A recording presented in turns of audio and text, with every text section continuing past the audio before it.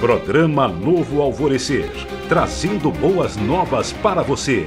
Uma realização Assembleia de Deus de Caratinga. Meus irmãos, a paz do Senhor, esse é o seu programa Novo Alvorecer, um programa da Igreja Evangélica Assembleia de Deus, da Rua Princesa Isabel, número 52. Queremos aproveitar e te agradecer pela companhia, pelo carinho e a oportunidade que você nos dá de entrar na sua casa. E queremos te convidar desde já a participar de um dos nossos cultos, que acontece geralmente às terças, quintas e aos domingos. E domingo pela manhã, de 8 às 10, é a nossa Escola Bíblica Dominical, tema que vamos estudar neste momento. Nós vamos para um breve intervalo e voltamos já já.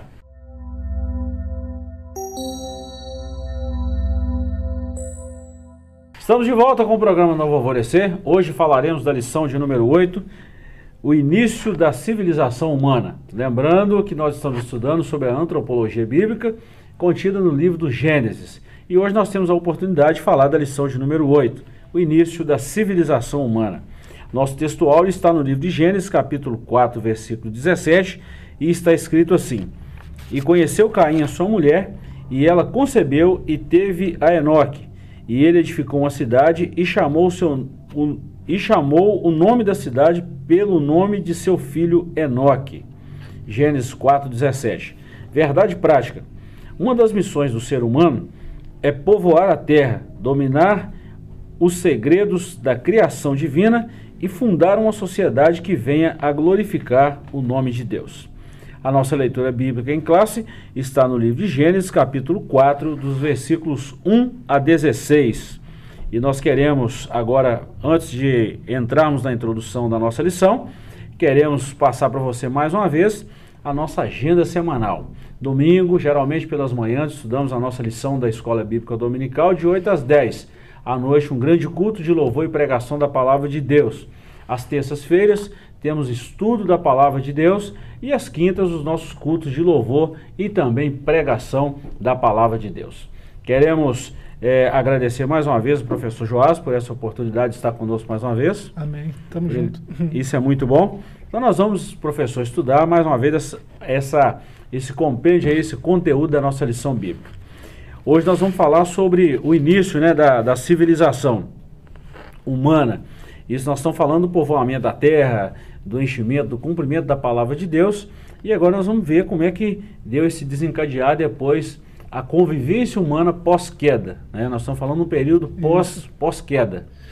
Capítulo 4 de Gênesis, né? Tanto você vê que tanto o texto áureo quanto a leitura bíblica, né, se encontram no capítulo 4, do 1 ao 17. Né? E ambos começam com a palavrinha conheceu, né? Essa palavra aí no original dá uma ideia de relacionamento, né? De alguém que anda junto, alguém que olha no olho, né? Que experimenta de coisas juntos, né? E conheceu Adão, a Eva, e conheceu Caim, a sua mulher, né? Porque andavam juntos, porque tinham um relacionamento, né? E Adá, né, que é a palavrinha, né, dá essa noção de relacionamento, né? E assim, desses relacionamentos nasceu a civilização, né? A civilização, as cidades, né? E tudo que vem com a civilização, né? Cultura, arte e tudo mais, estava nos planos de Deus, né? Desde o começo. Então a gente vai ver como que foi essa primeira civilização, aí vai falar da primeira cidade, né? Sim. E a gente vai ver como que se comportaram esses cidadãos aí. Isso é muito bacana a gente falar. A Bíblia tem assunto para tudo, né? E a civilização não é um assunto escasso na Bíblia. Pelo contrário, tem muito conteúdo. Isso. Nessa lição estudaremos a origem da civilização humana. E, para tanto, focaremos no capítulo 4 de Gênesis, pois é justamente aí que encontramos a primeira cidade construída pelo homem. Em seguida, veremos por que a civilização é marcada por tantos conflitos, dissoluções e violência. Interessante, nós estamos falando de um período aqui bem próximo da queda, né? E já com essa civilização, mas aí já passa a ter os conflitos, as dissoluções, as desavenças, né? Que não tinha antes da queda. Então agora também isso é uma consequência do pecado. É aquele DNA do pecado que a gente já falou em outras lições aí, né? Parece que a situação da natureza pecaminosa foi só crescendo, né, na degradação e tudo, né? O homem foi ficando cada vez mais inclinado para o mal, né? Para a maldade.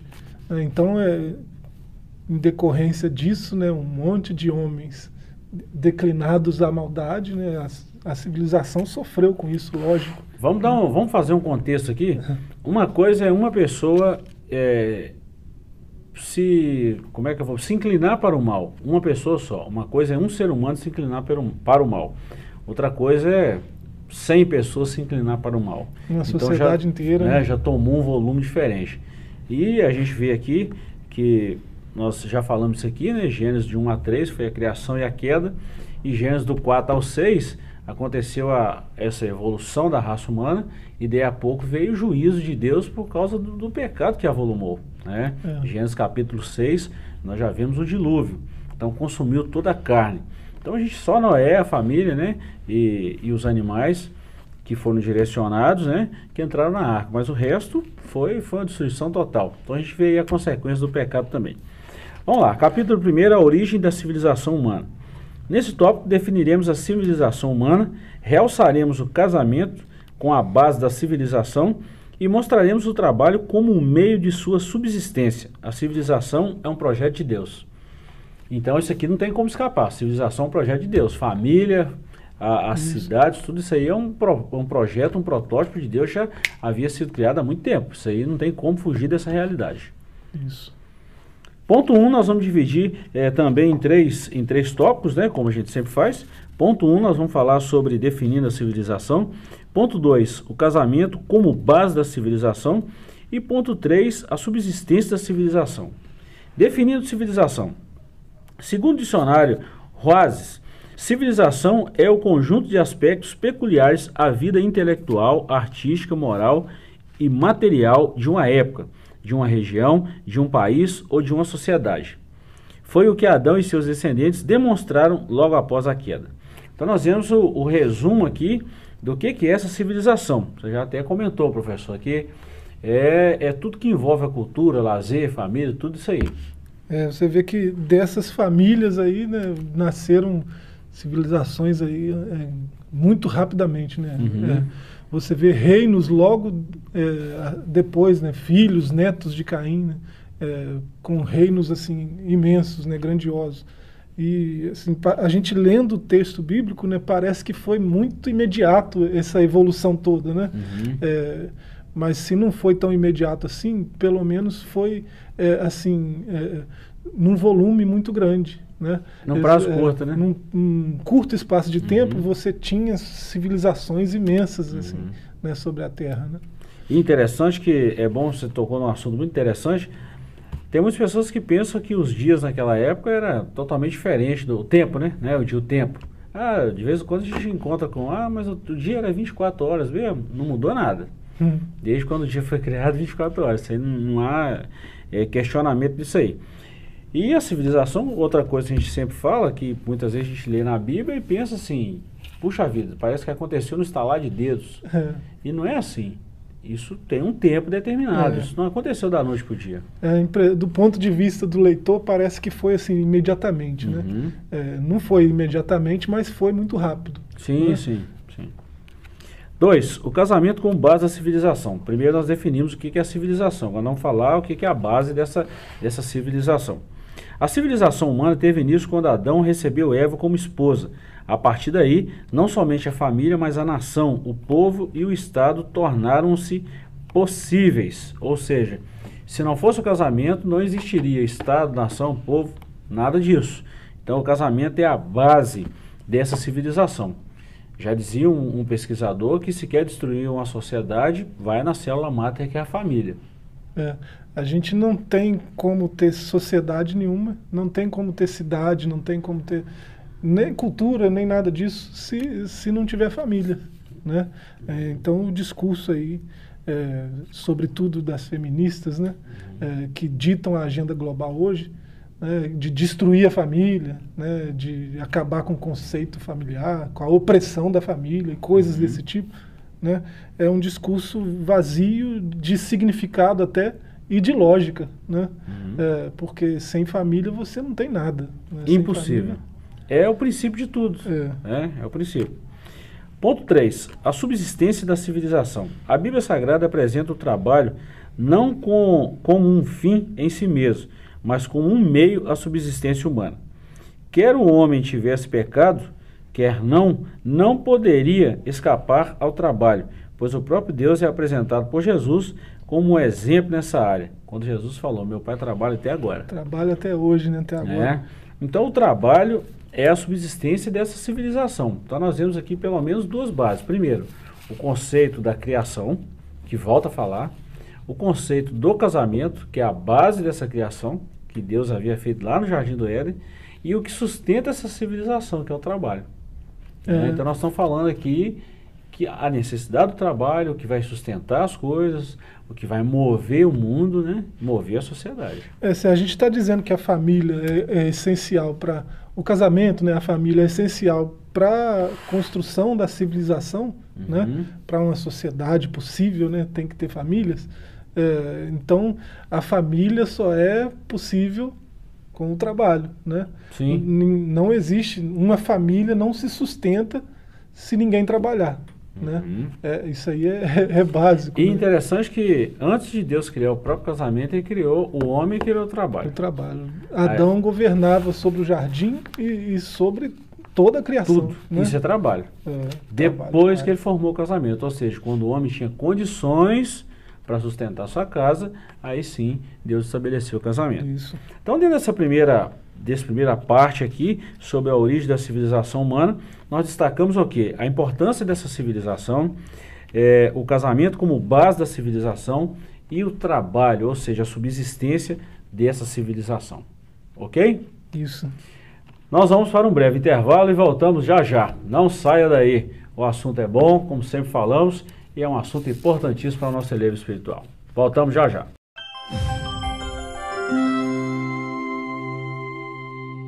Estamos de volta, irmãos, com o programa Novo Alvorecer e falando da lição de número 8, princípio da civilização humana. Um assunto importantíssimo para os nossos dias. Como sempre, a palavra de Deus é nova a cada dia. E aproveitando isso, queremos te agradecer uma vez mais pela oportunidade que você nos dá de entrar na sua casa para levar as boas novas da palavra de Deus. E queremos aproveitar e te fazer um convite a estar conosco em um de nossos cultos, onde falamos da palavra que estamos falando para você aqui, mas de uma forma mais, vamos dizer assim, com um conteúdo bem explícito, bem tranquilo e muito, muito vasto, né, professor? Isso. Onde nós temos um tempo maior também para explanar o assunto. Nós vamos falar do capítulo 2 agora, a civilização e o conflito. Interessante que na minha formação acadêmica, tinha uma disciplina que a gente estudava que é a gestão de conflito. E a gente sempre brincava assim, onde tem homem tem problema. Onde tem o ser humano tem conflito, tem problema. Mas é muito bacana gerir o conflito. O conflito é necessário para uma sociedade. Se todo mundo pensasse igual, pensa. Imagina se todo mundo só usasse azul, só usasse amarelo. Tem que haver o conflito, tem que haver ideias diferentes. É nessas divergências que a gente cresce. Precisa saber gerir. O próprio apóstolo, né, ele chegou a falar algumas vezes, né, que o conflito ele tem o seu papel, né? Sim. Tem o seu papel na igreja, na sociedade, né? É no conflito que os sinceros são conhecidos, né? Sim. Se manifestam. Então, a gente vê logo assim, depois que eles são expulsos do jardim, né, Adão e Eva, você vê esse avanço que a gente falava, né, da civilização, e aí você vê um monte de famílias, né, um aglomerado de gente, né, cada um com interesses próprios, né, cada sujeito com os seus interesses, né, e assim, lógico que um interesse entra em choque com o outro, é lógico que vai ter o conflito, né? Agora, como eles lidaram com esse conflito, é aí que está a situação, né? Esse é o grande segredo. O problema precisa existir, o conflito precisa existir, tem sua funcionalidade. Agora, a reação que nós teremos frente ao conflito é que vai determinar quais serão os resultados. E isso é muito bom a gente destacar. Tem gente, até gurus, né, que pregam isso, que o sucesso é decorrente de uma série de ações bem feitas, né? Mas parece que é mais uma série de reações boas, né? A reação boa, né, diante do conflito é que vai levar a um sucesso efetivo. Né? A ação, todos nós sabemos como Sim. devemos agir e tudo mais. Mas na hora do calor do momento, na hora do choque, a reação é o que vai determinar o que vai acontecer lá na frente. Então né? tá bom, vamos falar desse conflito aqui. Nós vamos citar 3 exemplos aqui. Primeiro, nós vamos falar de Caim e Abel. Primeiro conflito na Bíblia que a gente vê, familiar e pós-queda. Vamos falar assim. Claro que o primeiro conflito não foi esse. Adão e Eva viveram o primeiro conflito ali dentro da família. Agora nós vamos falar com filhos, Caim e Abel. Os dois foram apresentar um sacrifício ao Senhor. Abel levou um sacrifício, Caim também levou. E Deus atentou para Abel e não atentou para Caim. Aqui nós não estamos falando de oferta, nós estamos falando do ofertante. Então nasceu ali o primeiro conflito. Por que Deus agradou do ofertante Abel e desprezou o ofertante Caim? Porque Deus conhecia a intenção do coração. Isso gerou um conflito. A gente já viu muito tempo na igreja, né? A gente já viu muitos pregadores, né, falando, não, é porque, de acordo com o que está lá em Levíticos e tal, aí cita os textos, né, a oferta agradável, que sobe como um aroma suave às narinas do Senhor, é a oferta de sangue, né, sem derramamento de sangue, não há remissão e coisas do tipo. Mas isso é coisa de pregador, né? Sim. Coisa de teólogo também, que vai falar coisas desse tipo. Mas a verdade é essa que o pastor acabou de falar, né? Deus não atentou para Caim e sua oferta. Você vai ver lá em 1 João, né, no capítulo 3, eu não lembro o versículo, né, na primeira carta de João, você vê ele falando que por que Deus, ele faz a pergunta, ele mesmo responde, né? Por que Caim matou o seu irmão? Né? E por que Deus não atentou, portanto, para Caim e para sua oferta? Está implícito, né, a ideia. É porque as suas obras eram más, desde o começo.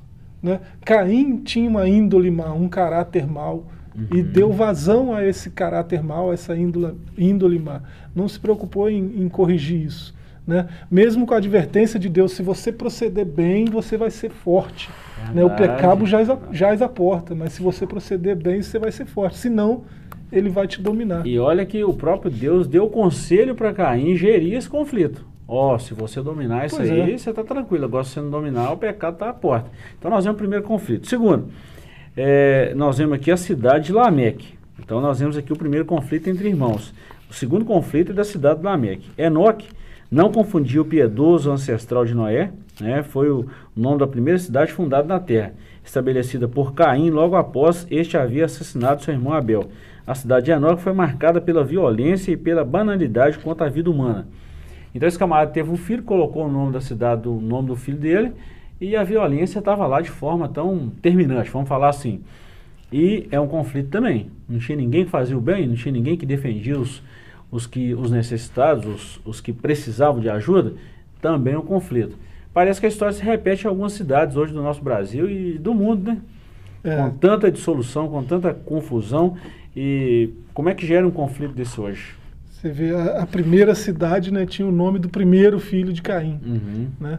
Tinha que ser problemático. E você vê aí, a descendência de Caim parece que foi toda problemática nesse sentido, né? E você vê Lameque, né, ele se orgulhando de ter matado um sujeito por um motivo banal, né? E um outro por um motivo mais banal ainda, né? E ele se gloria de ter pecado mais do que o seu pai Caim, né?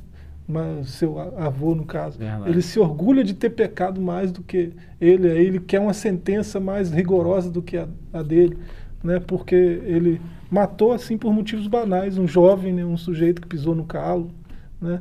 Então você vê, essa primeira cidade já veio carregada de conflitos, porque ela tinha cidadãos aí do caráter de Caim. Então o problema, vamos falar, o problema é do homem. O conflito nasceu dessas dissoluções.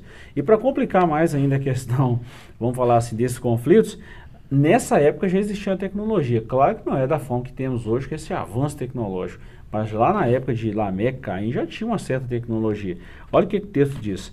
Paralelamente à sua iniquidade, a civilização caimita, ou seja, os descendentes de Caim, instalado na cidade de Enoque, experimentou grande progresso tecnológico, econômico e artístico. Havia ali fabricantes de tendas, criadores de gado, metalúrgicos e músicos. Está lá em Gênesis 4, versículo 20 a 22, onde fala que tinha criadores, tinha pessoas que criavam instrumentos musicais. Olha a tecnologia da época. E isso também trouxe o progresso tecnológico com esses homens maus trouxe aí uma série de conflitos que, infelizmente, isso desagou de uma forma temerária na sociedade.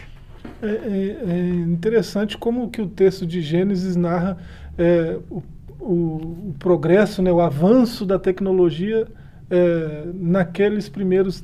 Né, os tempos primórdios, né? Nos primeiros anos aí das civilizações. E, assim, parece que esse avanço era maior no meio da geração ímpia. Uhum. Né? É interessante, a gente não sabe dizer porquê, né? Mas os ímpios eram mais tecnológicos do que a geração de Caim era mais tecnológica do que a geração de Sete. A música, né? O artesanato, a própria ciência. E tudo estava lá no meio dos filhos de Caim. Né? Eu vou falar um negócio, que a necessidade faz com que as pessoas se tornem criativos. Claro que tendenciosos para o bem ou para o mal. Aí isso parte de quem? De cada adorador, de cada ser humano que ouve ou não a voz de Deus. Isso é complicado. Vamos falar um pouquinho mais disso no terceiro ponto, mas antes nós vamos dar uma breve paradinha, uma breve pausa e voltamos já já.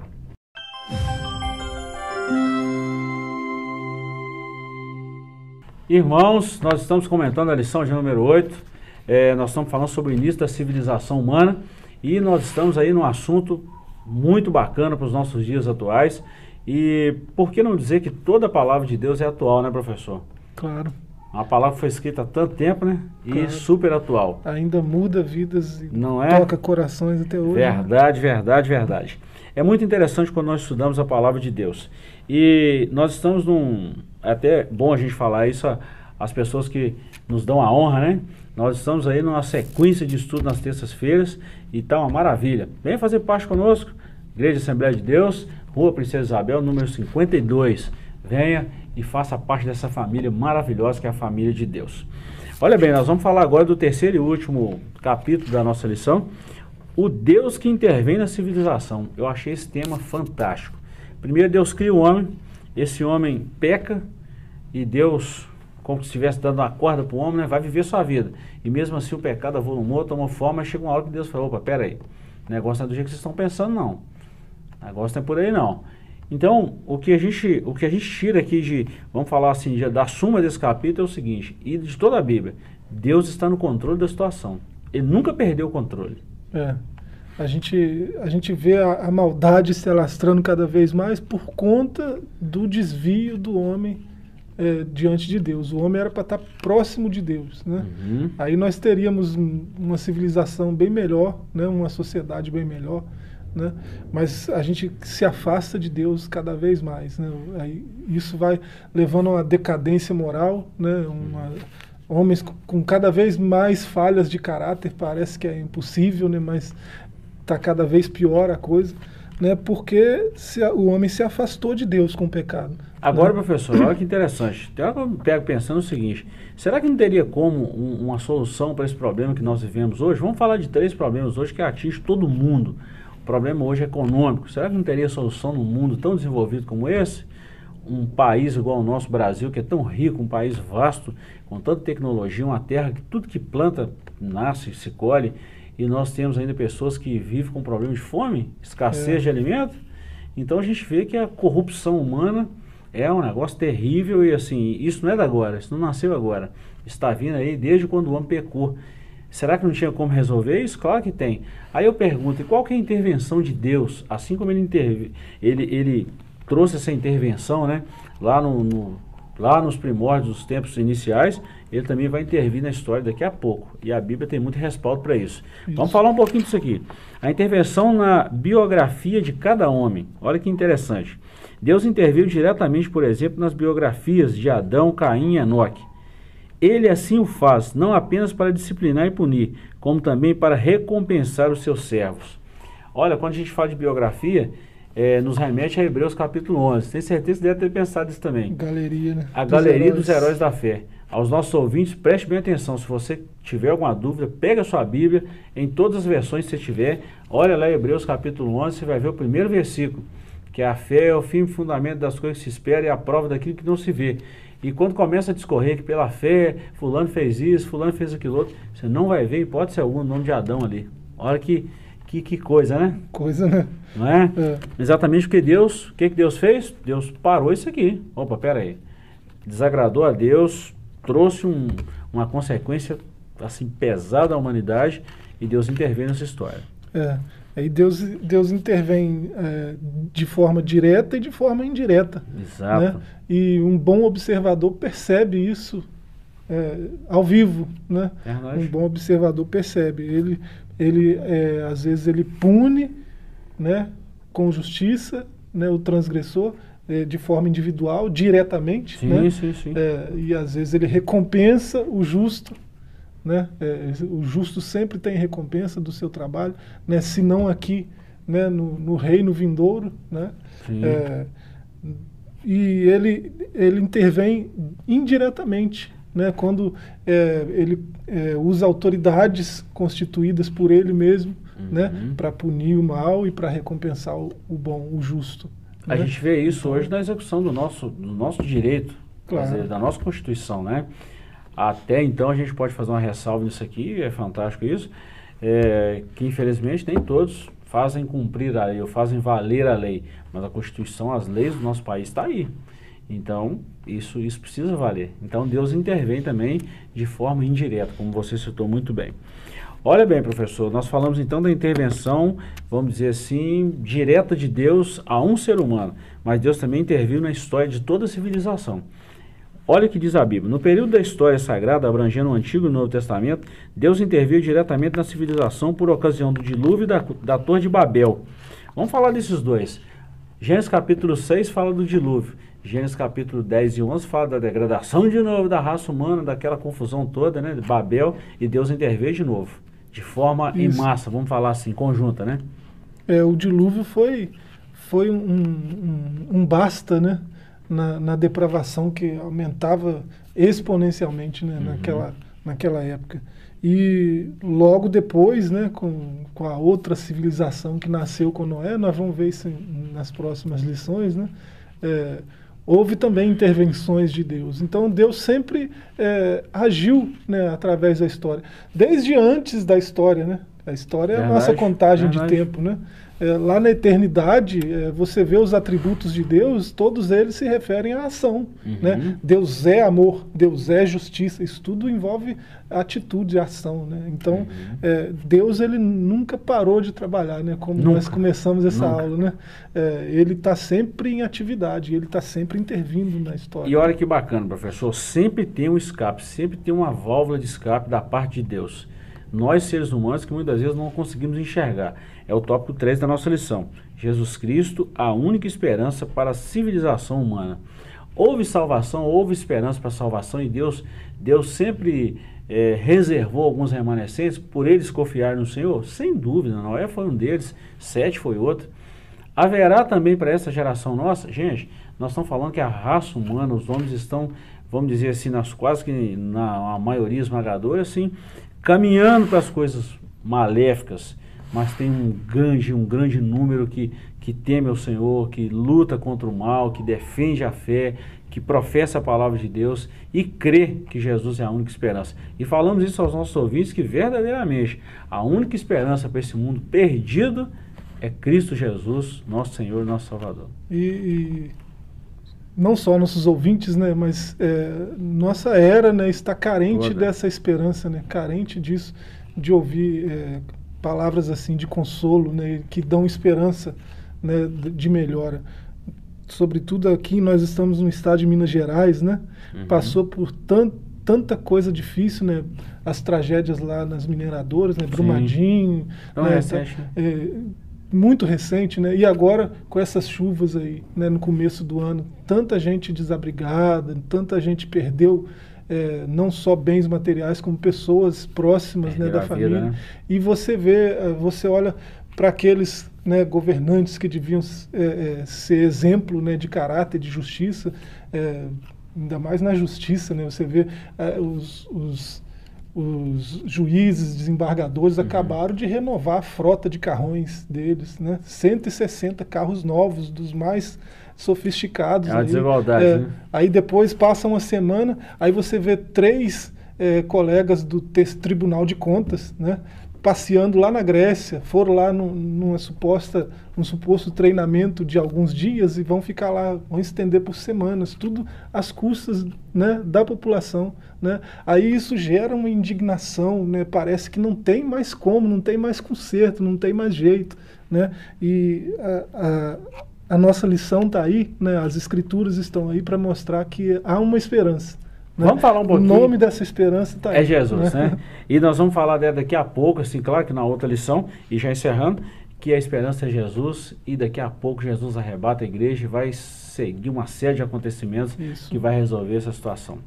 Infelizmente, nosso tempo acabou. O que nos resta agora é despedir dos nossos ouvintes, das pessoas que nos deram essa oportunidade, e queremos agradecer a você de todo o nosso coração. Faça-nos uma visita, esteja conosco em um dos nossos cultos e ficaremos imensamente felizes. Até uma próxima oportunidade, Deus te abençoe e um forte abraço.